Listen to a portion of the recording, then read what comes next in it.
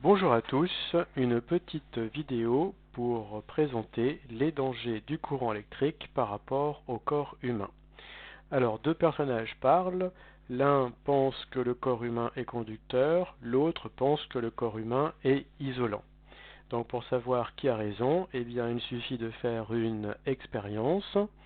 Donc si l'on prend un détecteur de courant comme une lampe, si on met ici entre les deux câbles du circuit électrique un objet conducteur, dans ce cas-là, la lampe s'allume. Si on met un objet isolant, la lampe s'éteint. Alors ici, on met l'eau salée entre les deux câbles, on voit que la lampe s'allume. L'eau salée est conductrice. On voit que l'eau du robinet est isolante. Et si on met ses doigts entre les deux câbles ou sa main, on voit aussi que le corps humain, dans ce cas-là, est isolant. On va utiliser un deuxième objet plus sensible au passage du courant, qu'on appelle un circuit électronique. Voilà, quand le courant passe, la petite DEL verte s'allume. On voit que l'eau salée est conductrice, comme tout à l'heure. Ah, là, l'eau du robinet semble conductrice, alors qu'avec la lampe, elle semblait isolante. Et enfin le corps humain, donc je me suis interposé entre les deux câbles et vous voyez que la petite DEL verte s'allume un peu.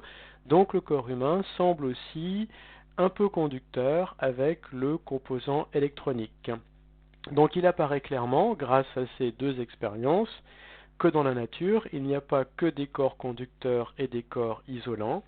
Il y a des matières qui sont de très bons conducteurs, comme les métaux. Vous avez ici les métaux qui sont toujours classés dans les très bons conducteurs.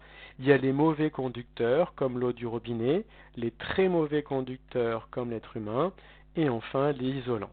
Donc à la question le corps humain est-il conducteur du courant? Eh bien, on peut répondre qu'il n'est ni conducteur ni isolant, mais qu'il est mauvais conducteur, voire très mauvais conducteur.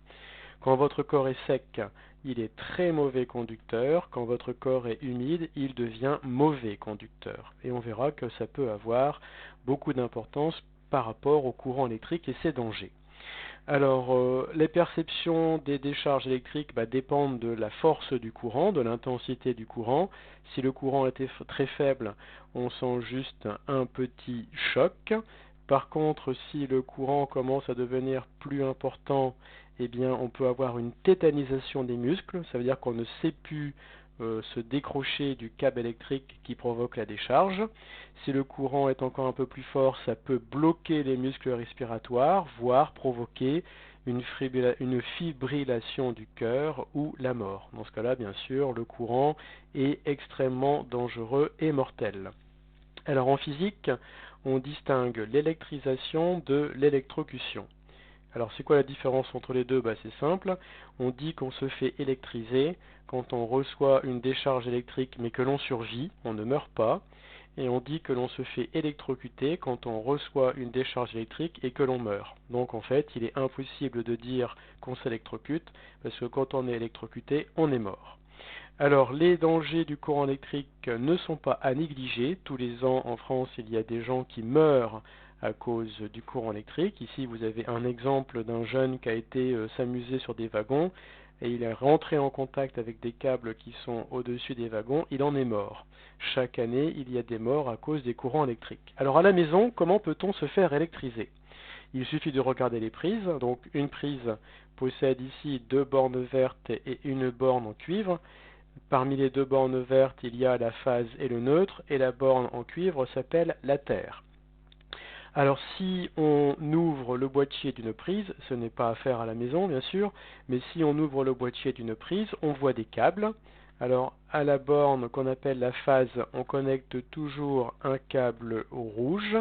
À la borne qui s'appelle le neutre, on connecte toujours un câble bleu. Ce sont des couleurs universelles. Quel que soit l'endroit où on construit une maison avec son câblage électrique, le phase sera toujours un câble rouge, le neutre sera toujours un câble bleu et la terre, qui est un dispositif de sécurité, le câble doit être jaune et vert. Ce sont des normes de sécurité à respecter, on ne peut pas faire autrement. Alors comment peut-on se faire électriser? Voilà un élément de la réponse. Ici, le petit personnage Philémon touche en même temps la phase et le neutre, eh bien, il se fait électriser. On peut se faire électriser quand on touche la phase et le neutre en même temps. On peut se faire aussi électriser quand on touche la phase et la terre. C'est une deuxième façon de se faire électriser. Par contre, si on touche le neutre et la terre, on ne se fait pas électriser. Donc avec les prises de courant et les câbles dans les maisons, on peut se faire électriser de deux façons différentes, en touchant la phase et la terre, ou en touchant la phase et le neutre. Alors les oiseaux sur les câbles ne se font pas électriser parce qu'ils ne touchent qu'un seul câble. Pour se faire électriser, il faut toucher deux choses différentes. Voilà, il faut toucher la phase et le neutre ou la phase et la terre. Bien. Alors, comment faire pour sauver une personne qui a été électrisée? Les gestes sont toujours les mêmes. Si un jour, dans votre entourage, une personne se fait gravement électriser, la première chose qu'il faut faire, c'est couper le courant. Il ne faut pas toucher la personne électrisée, sinon vous allez vous faire vous-même électriser.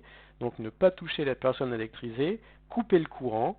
Donc si c'est un objet qui est branché à une prise, et ben vous débranchez la prise, sinon vous filez au disjoncteur et vous coupez le courant dans toute la maison. Mettre la personne en position latérale de sécurité, comme ici, on appelle ça la PLS, la position latérale de sécurité, et enfin appeler les secours. Voilà ce qu'il faut faire si un jour, dans votre entourage, une personne se fait gravement électriser. Il y a dans les maisons des pièces très sensibles. La salle de bain est la pièce la plus dangereuse. Vous voyez ici, vous avez le symbole du danger. Je dirais qu'à l'entrée de toute salle de bain, il faudra mettre ce symbole du danger électrique.